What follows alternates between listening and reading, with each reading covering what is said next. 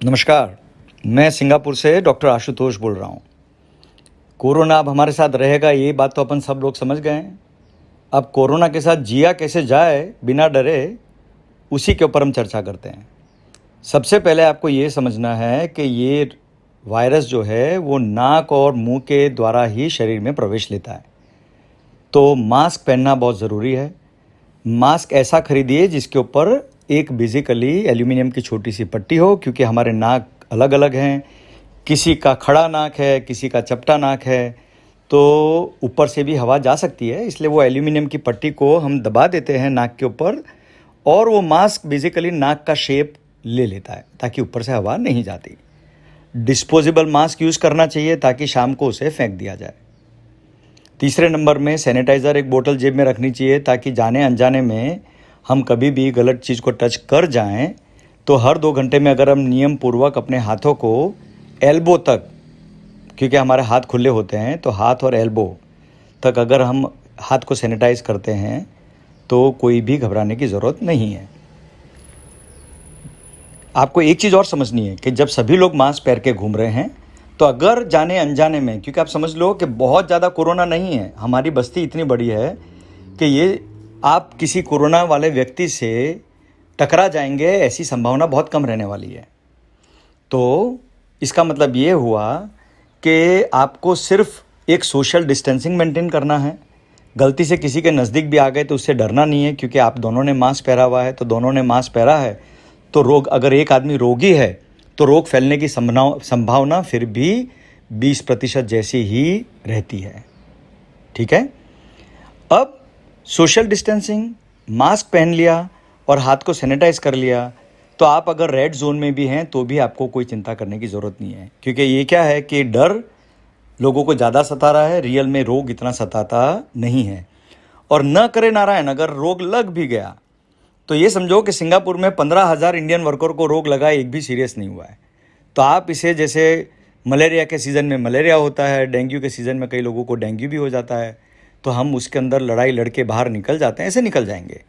तो इस खौफ को सर में से निकाल देना है। लेकिन हाँ, क्योंकि ये एक कंटेजियस, मतलब जल्दी फैलने वाला रोग है, इसलिए हमें सोशल डिस्टेंसिंग और मास्क को पहनने की आदत को रखना होगा। अब नेक्स्ट बात आती है कि इम्यूनिटी कैसे बढ़ाई जाए। वो भी सिंपल है। आप अपने परिवार में जो आपकी माँ या बेसिकली वाइफ हैं, उनको कहिए कि पूरे परिवार के लिए रात को सोने से पहले आधा लीटर दूध बना के और उसके अंदर 1-1.5 चम्मच हल्दी डाल के उसको उबाल दें, और सबको बेसिकली आधा आधा कप पीने को बोले सोने से पहले। ठीक है।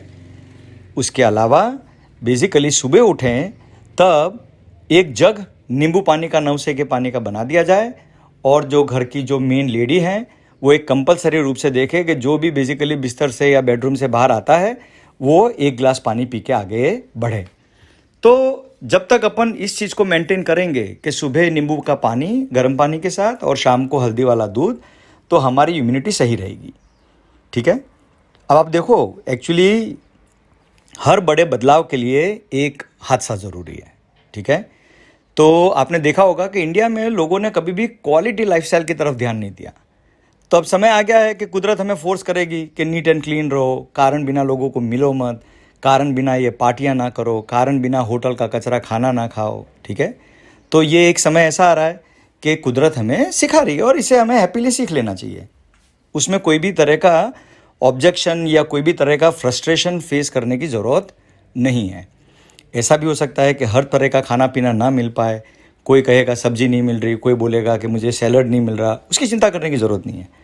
अगर आप मूंग चने की दाल और रोटी या मूंग चने का दाल और चावल 2 दफ़े खाते हो, और सुबह एक हल्का सा दूध के साथ इवन ब्रेड का भी ब्रेकफास्ट करते हो, तो आपके शरीर को सब कुछ मिल जाएगा, आपको कुछ होने वाला नहीं है। क्योंकि ये समय कोई लाइफ टाइम रहने वाला नहीं है। अगर 3 महीने या 2 महीने दाल चावल या दाल रोटी खा के, स्पेशली मूंग चने की दाल जिसमें सारे पौष्टिक आहार आ जाते हैं, तो क्या फ़र्क पड़ने वाला है? कुछ भी फ़र्क नहीं पड़ने वाला। तो इस तरह लाइफ को पॉजिटिवली मैनेज कीजिए और काम धंधे पे लग जाइए। सोशल डिस्टेंसिंग मेंटेन कीजिए।